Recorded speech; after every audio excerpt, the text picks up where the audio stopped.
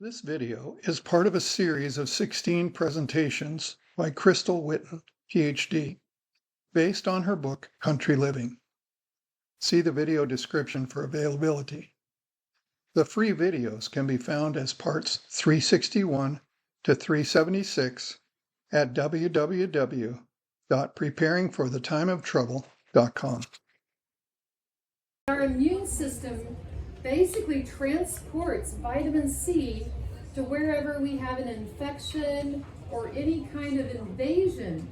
The white blood cells carry 1,350 millimolar in the neutrophils. The monocytes carry 3,100 micromolar. That's a type of white blood cell. The lymphocytes carry 3,800 micromolar. And a simple little red blood cell carries 45 micromolar of vitamin C. So you can see that I'm sorry to interrupt you. You can see that the immune system relies on vitamin C. When you run out of vitamin C, that's when you bleed out. That's when the infection is difficult to control. That's when you need antibiotics. But if you had enough vitamin C, and I'm not talking milligram level, I'm talking you might need 150 grams of vitamin C. Ebola, in this video with Dr. Levy, he says you can treat Ebola, but it takes 700 grams to treat Ebola over 3 to 4 days. Orally, you can take up to about 36 grams a day if you're doing it over 24 hours. You have to drink a lot of water. Exactly. If you do it IV, you can take, I think, up to 50 grams every 8 hours in IVs. So to get 700 grams of vitamin C in, you're going to need 6-7 days to do that, probably. Okay? But when COVID hit, guess what I did? I bought a lot of powdered vitamin C. So, as well as some other things. But keep in mind, if you're still hemorrhaging, Ebola is bleeding out of your eyes, bleeding out of every orifice. To stop that, you need enough vitamin C. The immune system can stop it, your body can stop it, but not on 90 milligrams, which is the RDA for vitamin C, right here and then over here. What's the best form of vitamin C? Because I know you can get it in different forms, right? Ascorbic acid. Ascorbic acid? Sodium ascorbate, it makes me sick. So I never recommend, unless, there's only one time I recommend sodium ascorbate, and I'm blanking on that. But ascorbic acid is perfectly fine. But let me say this about vitamin C.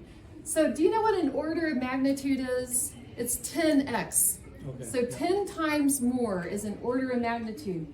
Glutathione is an order of magnitude higher in the body than vitamin C. So I still really push vitamin C, but I also push glutathione. How does your body make glutathione? It needs one amino acid and 2 other things that are pretty common in your body. That amino acid is cysteine. Cysteine. So it's another name for it is N-acetylcysteine or NAC. Yeah. That makes glutathione. I recommend having NAC in your emergency kit. I recommend having ascorbic acid powder. I recommend having NAC powder in there. It's so critical. It's so important because I don't know what's coming next after COVID. Does anyone know? Nope. Okay, but Something is something worse. coming after COVID? Yeah. Something worse. I don't know. I'm guessing maybe. 700 grams, you're not going to be able to use lemons. You're going to have to go to powders. So now there's more things in lemon than just vitamin C. There's vitamins and bioflavonoids and a bunch of that, which is still really good. And you can do both, which would probably be ideal. But when it comes to having a therapeutic effect, you're going to be using lots of this. I do recommend being under the supervision of a physician. Just to say that, because when you take a lot of vitamin C, it can drop your blood sugar, your blood glucose. And so some people experience that, and it can be very scary. So I don't want you to say, oh, well, Crystal told me to do that. You know, find a friend or someone who can help you with that, because at least in the first couple times you do it, you're going to want to make sure you're responding normally. And try to be balanced. Like Mrs. White, I think she was so balanced. She didn't go into the extreme ditch. She went right down the middle. I don't know how she did it, but I look for balance. And you know, if you have sugar, you know, maybe once a week you have a small amount. I think I'm not going to get too excited. So basically, your fruits and vegetables have the non-reducing, and if I have time, I'll tell you a little bit more about that later. Yes, in the back. What about like maple syrup as sweetener? Okay, I think maple syrup as a sweetener would be considered natural and raw, so that would, no, it's not considered raw. It's heat processed. It's actually pretty nutritious. But it is nutritious. It So has vitamin, it has calcium in it, it has lots of stuff.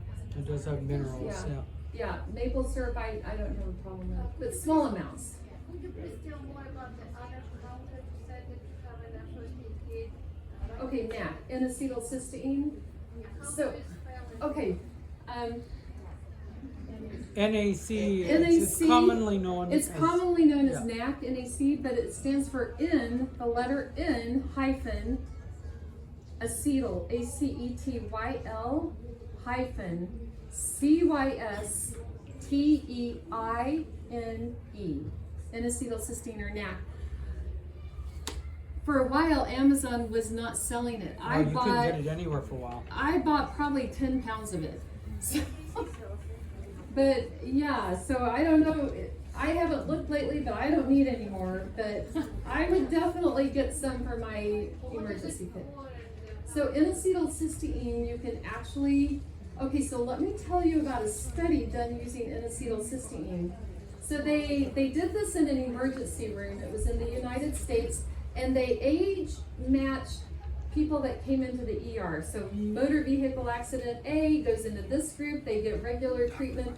Motor vehicle accident B goes into this group, they get regular treatment plus NAC. At the end of the study, they were blown away by the results. The group that got NAC and the standard of care had on average 3 to 4 less hospitalized days. They went home a lot sooner, meaning they saved money, they were out of the hospital. This stuff it raises glutathione, which is the body's premier antioxidant. So NAC is just an amino acid. It's an amino acid, but it's one of 3 compounds needed to make glutathione. How do you take it? You take it daily? I take it, I have it in pills right now, but if I needed to, I would put it in a smoothie, the powder in a smoothie, or whatever form you want to put it in, water. It's probably bitter, so I would put it in a smoothie. Yes. How much? I would use probably about 1/8 of a teaspoon, half a gram, so 500 milligrams. So Thomas Levy, he also talks about mushrooms. People that like to pick mushrooms. Amanita phylodes, one of the most dangerous mushrooms. You can die in a matter of minutes if you eat the wrong Amanita mushroom. Vitamin C can counter that effect. Another thing he said, it doesn't really relate to us, but just the power of vitamin C. He's not Adventist. He drinks alcohol. He said after he started taking high vitamin C, he could never get drunk. So he could drink huge amounts of liquor, hard liquor, and he couldn't get drunk because of... So now we're not dealing with that. That's a good thing, but that's the power of vitamin C. I mean, it's amazing. Higher. So epigenetics is important.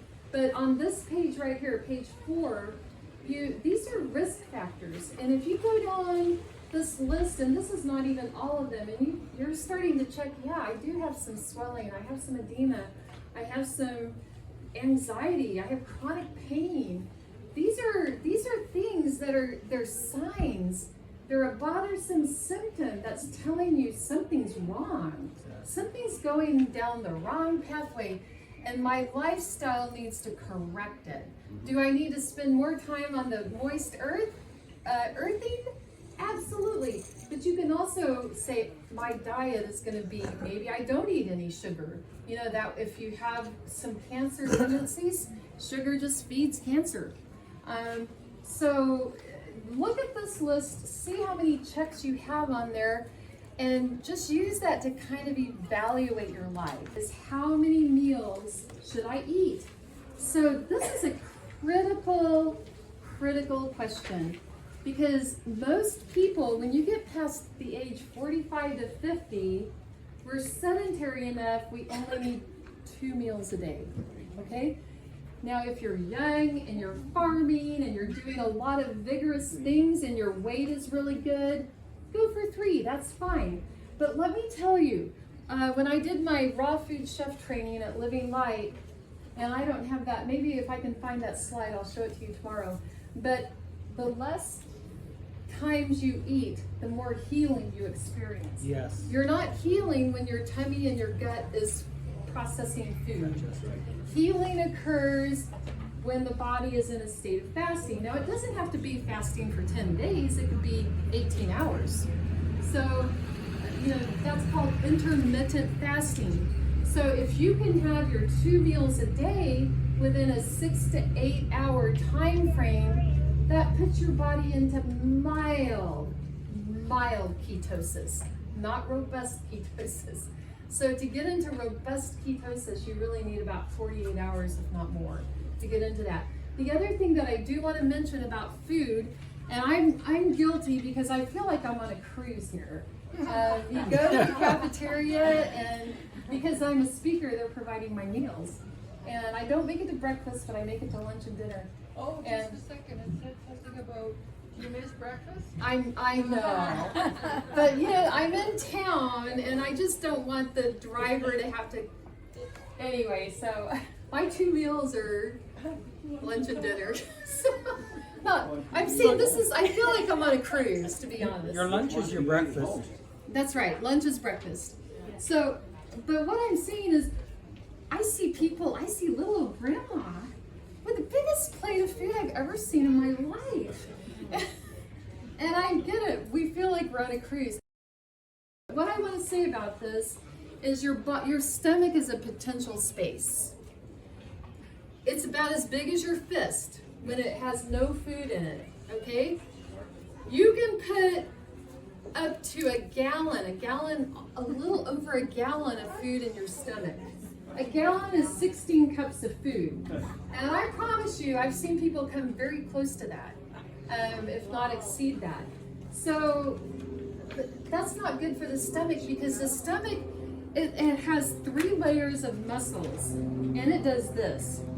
It basically crunches your food, it breaks it down until it's kind of like a liquid. And then that liquid, about 5 to 10 cc's, gets squirted out every 20 seconds into the small intestine. And so just think, if you put a gallon of food in your stomach, how long is it going to take you to empty your stomach out? A long time. Are you going to eat your next meal before you've even digested the last one? Probably so. And so that's the issue. You want to go between meals. You want to be postprandial. Nurses, what does postprandial mean? After the meals and after the absorption. That's about 5 hours. If you had a smoothie, it might be 3.5 to 4 hours to postprandial. But postprandial is 5 hours. Now, if you're Bill Gerber, who's out here kicking his little backside around the campus doing a million things, he's postprandial probably in 2 or 3 hours. You know, they're putting a lot of work. You guys are working it off, and that's to your advantage. That's great. But if we're not out there doing a lot of physical work or exercising, postprandial is probably about 5 hours. Children might need 3 meals, because guess what? Their liver, where their glycogen and sugar stores are, is not as big as yours. It can't hold as much glycogen. They're going to run out. They're going to feel hungry in a couple hours if they're active kids. And so they probably do need more frequent meals. A kid, if they're at the right weight, I don't care if they have a snack, give them something. But if they're overweight, then they can eat with the adults. I do want to talk about fiber. super, super important. Fiber, 25 to 35 grams of fiber. That's a lot of fiber. That's a lot of fiber. So some people, I have them take psyllium husks to get enough fiber. And I'll tell you what, it really helps gut functions taking psyllium husks. It's terrible. I put it in my water in the morning and I gag it down. So I'm not, I really dread doing it, to be honest. But I take probably 2 heaping tablespoons full, fill it with water, drink it as fast as I can. But you know what? Things just, the exit is clean, fast. I mean, when you are on psyllium, things work really well. Bulks up 12 times its size. Yes, bulks up 12 times its size. So it holds, when you take psyllium, you have to drink water, a lot of water. Please drink water. The other goal, yes. Ground flaxseed. Brown flax seeds also very good. It works good. Chia. Yeah, chia seeds. Oh, I love chia Yeah, seeds. got flax, got it. Chia seeds are my go-to protein. Okay, so water, the recommendations for water have gone up about a gallon for men. And about, for women, 95 ounces for women, 125 ounces for men. Okay, in my book, one of the chapters in my book is on nutritional guidance. I decided after having been doing this for almost 4 decades, I don't really like what the government's done, so I came up with my own nutritional guidance system. It's published in the book, and you can take it or leave it. But so what it basically is these are the foods you can eat at every meal and not worry about. So those are great foods. Knock yourself out eating them. The column below that, you can eat 1 or more times a day. Natural sweeteners, agave, and I know there's some issues with agave. We're not going to get into that, but a small amount probably won't be bad. Coconut sugar, dates, dried fruits, honey, lucuma, maca powder, maple syrup, monk fruit, molasses. I recommend blackstrap. Let me say one thing about blackstrap molasses.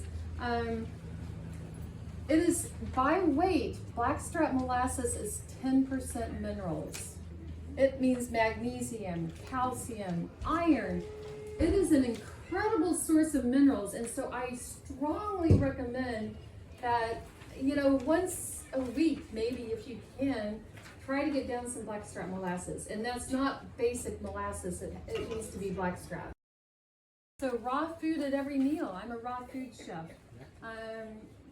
There's really a lot of benefits to eating. The first thing you eat should be raw food. Don't eat the cooked food first. So eat your salad, eat something, raw, because that gets your enzymes going. Fresh squeezed juices and smoothies, I love them. I wish we had time to talk about the green smoothie. I'll push that to tomorrow. Leafy greens. The one drawback to leafy greens is the crucifers, which is your kale and collards. They do have goitrins, and goitrin is something that interferes with your thyroid. If you're going to add kale to a smoothie, you want to boil it or steam it for 1 minute. That deactivates the goitrins. You can keep that in a locked container in the fridge and add the steamed kale to your smoothie. For those beets, green thoughts. Beet greens, I think they're fine. I'll say this, beet greens, I've done a lot of research, but out of all the foods that we eat in this country, beet greens are the most nutritious food you can eat. There's nothing that tops the nutrition of beet greens. So it really hurts me when I see people rip off the top and throw it away. I'm like, oh my goodness, save that. I'll take that home. Yeah. Because, yeah, they're excellent. Okay, so unrefined grains, legumes, natural fats. These are the foods you don't have to worry about as long as they're fitting into your calorie level. You're getting enough protein, you're meeting your fiber. Step 3, eat these foods at least once a week. These are foods such as beets, high in arginine, bell peppers, broccoli with cruciferous. Really, I recommend eating broccoli 2 to 3 times a week because it upregulates your liver detoxification enzymes. It's really excellent. To be aware of new videos like this one, be sure to subscribe to the Preparing for the Time of Trouble channel. For more free videos and downloadable audio podcasts, as well as handouts, go to www.preparingforthetimeoftrouble.com. Topic categories include recordings of live seminar presentations, country living, sustainable gardening, homestead remedies, how to be self-sufficient when the grid goes down, wild edible and medicinal plants, hydrotherapy, and end-time Bible prophecies. To take advantage of these free resources, go to preparingforthetimeoftrouble.com.